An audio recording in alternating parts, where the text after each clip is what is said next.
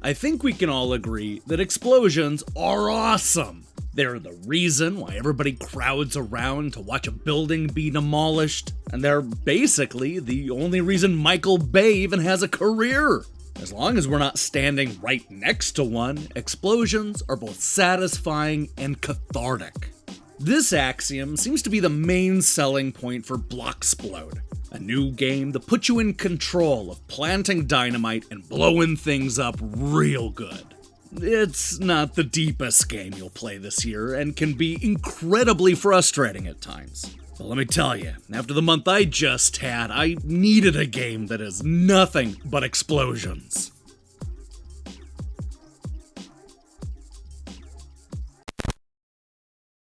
Like all good puzzle games, Blocksplode is incredibly easy to describe. The goal is to place packs of dynamite around a structure in an effort to drop all the pieces into the water below.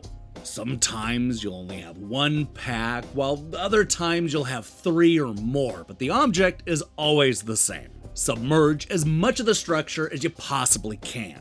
Sounds simple, right? As I'm sure you've already figured out, there are a few things that complicate matters. For one thing, there are these blue cube characters with faces and emotions who you absolutely must sink in order to complete the level. If even one of these blocks is left dry, then it won't matter how many pieces you manage to drop into the water. You'll also find that certain levels will have gems laying around. Unlike the blue cubes, these multi-sided gems cannot hit the water. That's not an easy task, especially when you get a load of some of the crazy level designs towards the end. This is the kind of puzzle game that starts out simple enough, but quickly cranks up the difficulty. You'll go from bombing wooden blocks to dealing with structures that are made out of resistant rubber. Sometimes the blocks can be scattered around or need to be toppled like a row of dominoes. And even simple stages can be punishingly difficult when you're asked to submerge 70 or 80% of the blocks. There are more than 90 stages in all, with many of them requiring you to test dozens of different dynamite placements before you end up getting it right. Remember, not only are you at the whim of the explosions, but also the physics of the dropping blocks and swaying structures. Now, I cannot stress enough how important good placement can be. This is especially true when you only have 1 or 2 dynamite packs to drop off.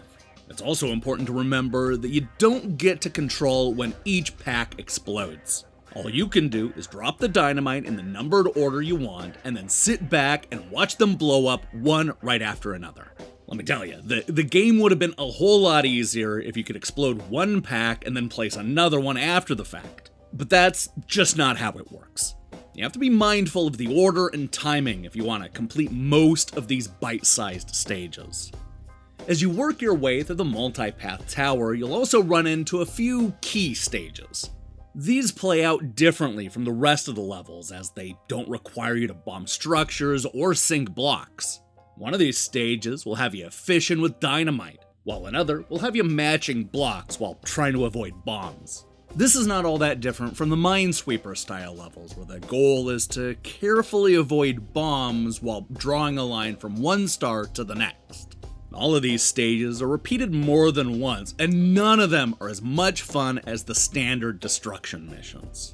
Speaking of things that aren't as much fun as the regular stages, there's a whole golf mini-game that you'll eventually unlock by climbing the tower. Unlike the regular levels, the goal here is to use the bomb to propel the gem from one part of the level to the next, with the ultimate goal of sending it flying right into the hole. This mode is fine. It's better than a lot of the key missions I just mentioned a moment ago, but it's a big step down from blowing up structures. Sadly, that trend continues with the multiplayer mode. I suppose I should commend first-time developer Northstar for adding both online and offline multiplayer to Blocksplode. I mean, you would think that offering more than 90 stages to complete would be enough, so it's nice to see them go a step further and take a stab at 4-player modes. Unfortunately, these competitive games are mostly lame. Most are variations on the key stages found in the single-player tower, but the most fun one is a slight tweak on pool. You take turns dropping bombs to push colored marbles into the pockets, which is an activity that gets old fast. Clearly, this is not the draw. As a simple puzzle game about demolishing structures, Blocksplode gets pretty much everything right.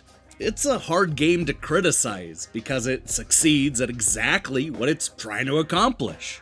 It can be frustrating and the physics are not always consistent, but that's par for the course when it comes to these types of games. And while it's not the kind of puzzler that'll stick with you for years to come, I'd be lying if I said that I didn't have fun and enjoy the calming tropical settings. Blocksplode is just an easy game to recommend, assuming that you have a craving for blowing things up.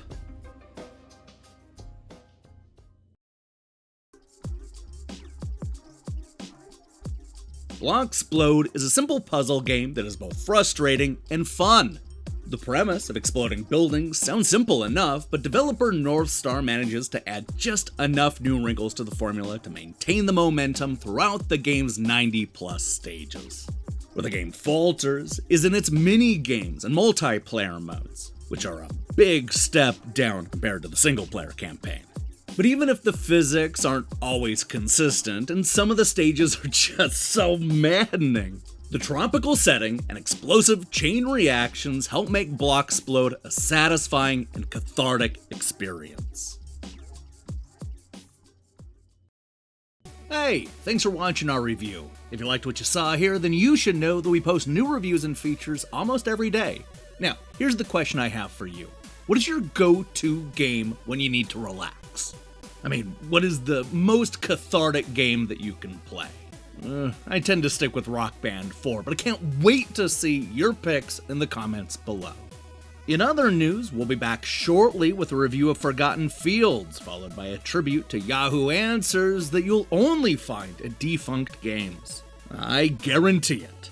If that sounds good to you, then I strongly recommend you click that subscribe button and support what we're doing here.